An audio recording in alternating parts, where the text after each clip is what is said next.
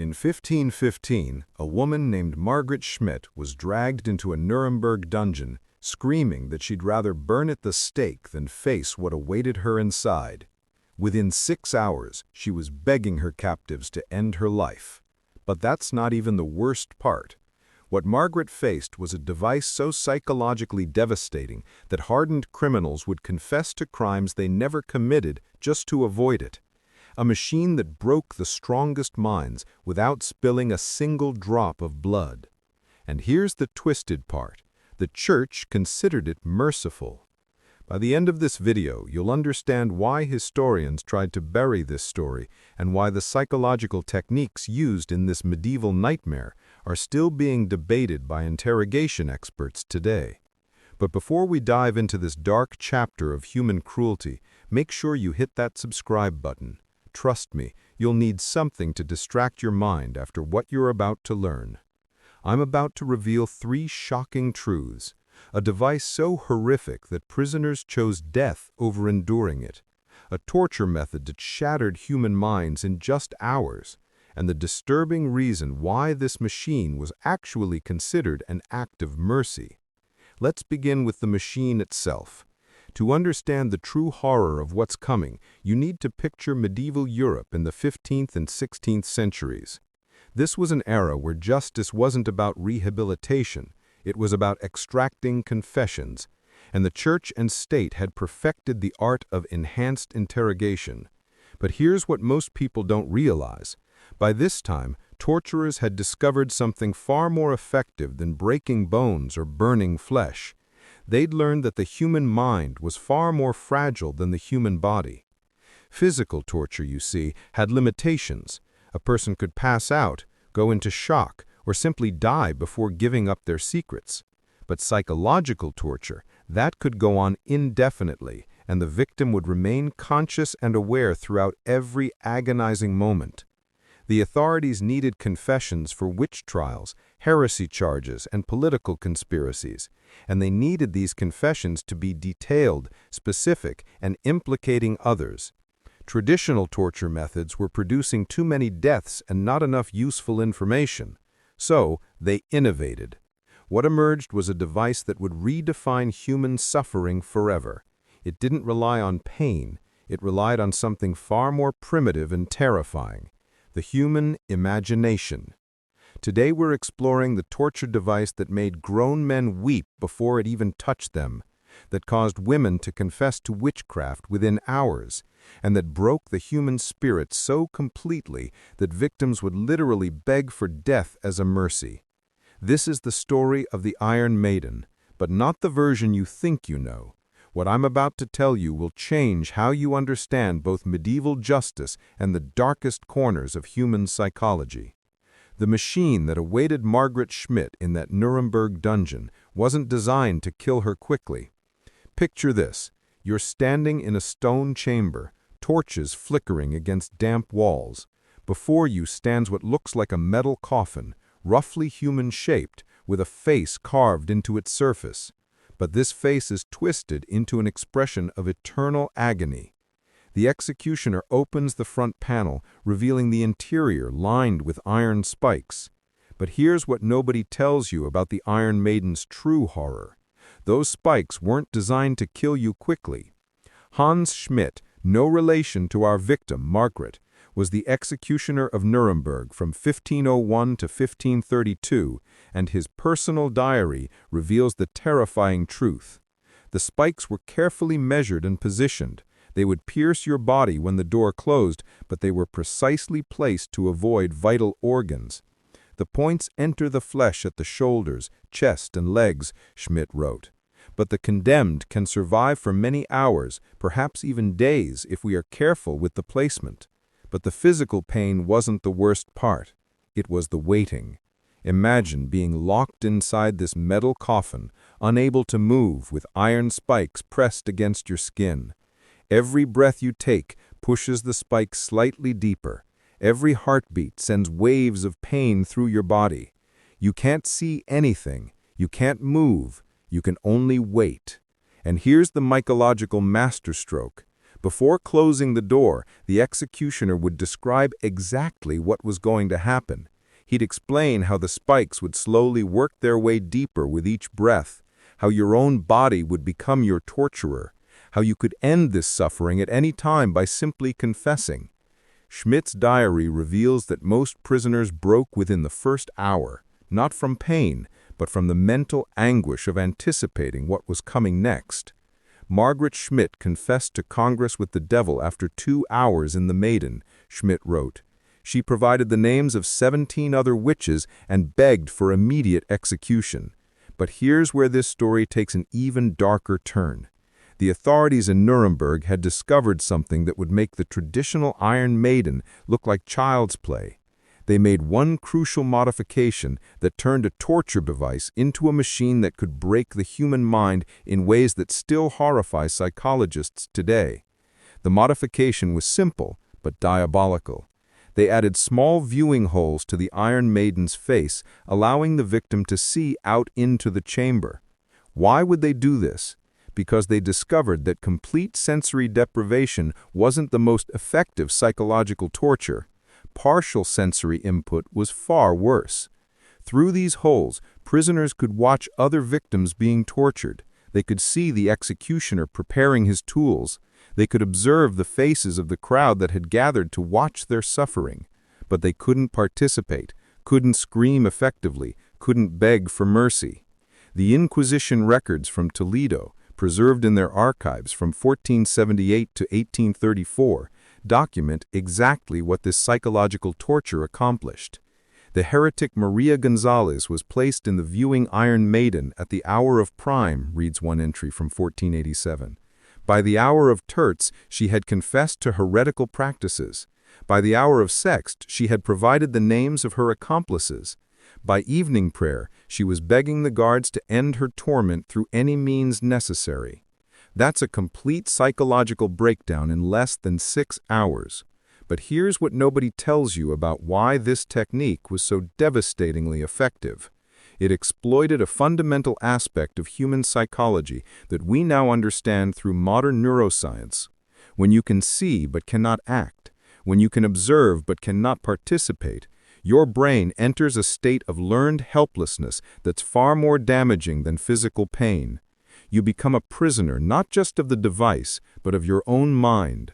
Dr. Margaret Rodchinsky, a modern psychologist who studied historical torture methods, explained it this way. The viewing holes created a paradox of awareness. The victim was simultaneously isolated and exposed, hidden and observed. This cognitive dissonance can break the human psyche faster than any physical trauma. The Inquisition records show that prisoners in the viewing Iron Maiden would often provide not just confessions, but detailed accusations against family members, friends, and neighbors, anything to make the psychological torment stop. But don't click away yet, because what happened next made the viewing Iron Maiden seem merciful by comparison. The church authorities, always looking for more humane methods of extracting confessions, developed a version that prisoners would literally fight each other for the chance to experience. In 1523, Pope Adrian issued a papal bull authorizing what the church called the Iron Maiden of Mercy. The document, preserved in the Vatican's secret archives, reveals the twisted logic behind this so-called improvement. The merciful version eliminated the spikes entirely. At first glance, this seems like genuine progress, a torture device without the torture. But the church had discovered something far more sinister, the power of pure psychological warfare. Picture yourself being locked inside a metal coffin in complete darkness, unable to move with just enough air to survive. No spikes threatening to pierce your flesh, no immediate physical danger, just waiting. The papal authorization documents reveal the diabolic psychology behind this design. The sinner, faced with the prospect of indefinite confinement in darkness, will contemplate their sins and seek absolution through truthful confession. But here's the horrifying reality. Prisoners in the merciful Iron Maiden would experience complete sensory deprivation combined with the psychological terror of not knowing when or if they would ever be released. Brother Francesco DeMarco, a monk who administered this torture in Rome, kept detailed records of its effectiveness. His journals described prisoners who would begin hallucinating within hours. They would hear voices of deceased family members. They would see demons in the darkness. They would confess to crimes that existed only in their fractured minds. Lorenzo Medici, suspected of heresy, was placed in the Maiden of Mercy at dawn, DeMarco wrote. By midday, he was weeping. By evening, he was speaking to his dead mother. By the following dawn, he had confessed to practicing witchcraft, though no evidence of such practices existed. The most disturbing aspect, prisoners who had experienced both versions would actually beg to be put back in the spiked Iron Maiden rather than endure the merciful version. The pain of the spikes is nothing compared to the pain of the mind, wrote one prisoner in a letter smuggled out of a papal prison. At least with the spikes, you know your suffering has a limit. In the darkness, your suffering has no end. The Church considered this progress because no blood was shed, no bones were broken, and technically no physical harm was inflicted. They had created what they believed was a humane method of extracting confessions. But here's what nobody tells you about the final, most disturbing truth behind the Iron Maiden. The discovery that changed everything we thought we knew about medieval torture. Are you ready for the most shocking revelation of all? The Iron Maiden was often completely empty. Archaeological excavations of medieval torture chambers across Europe have revealed something that historians tried to keep quiet for decades. Many of the Iron Maidens found in castle dungeons and Inquisition chambers show no evidence of ever being used. No blood stains on the spikes, no wear patterns from struggling prisoners, no scratch marks from fingernails clawing at the interior. What they found instead were elaborate mechanisms designed to create sound effects.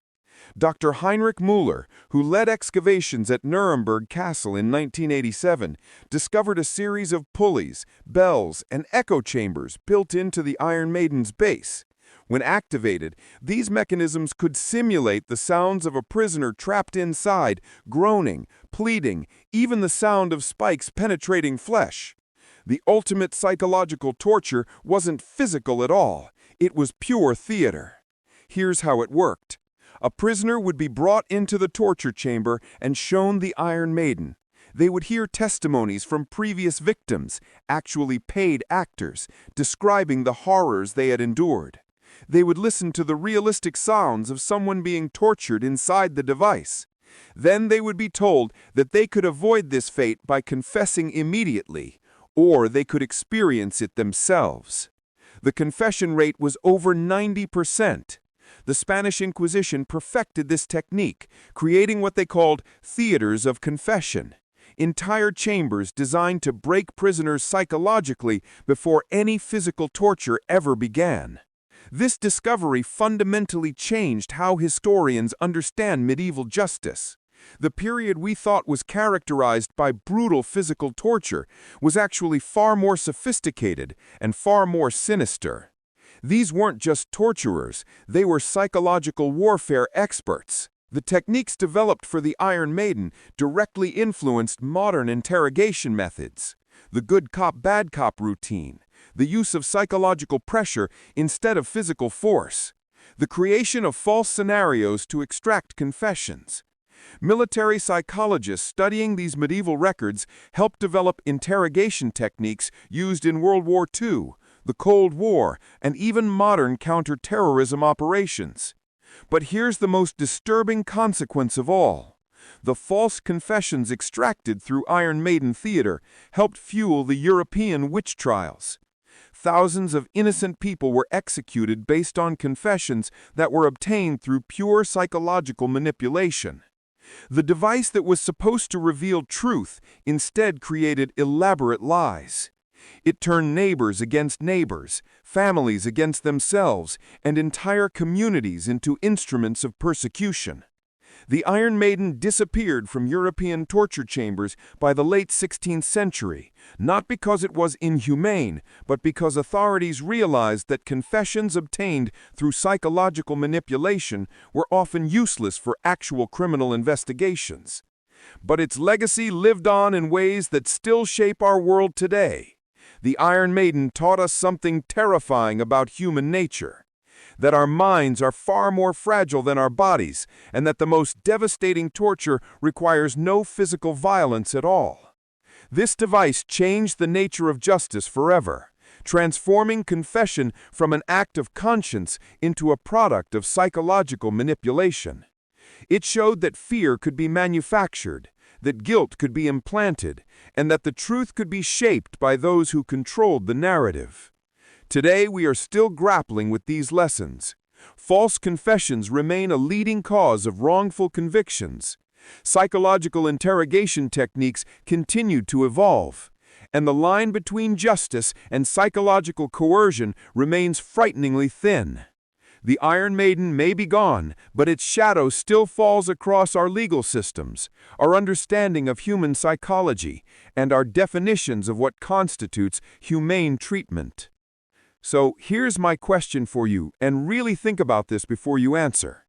Given what we know about the power of psychological manipulation, how can we ever be certain that any confession is truly voluntary? Let me know your thoughts in the comments below, and if you found this exploration of history's darkest innovations as disturbing as I did, make sure you're subscribed, because next week I'm revealing the medieval execution method that was so horrific it was banned by the church itself, and the reason why it's making a comeback in some parts of the world today. Thanks for watching, and I'll see you in the next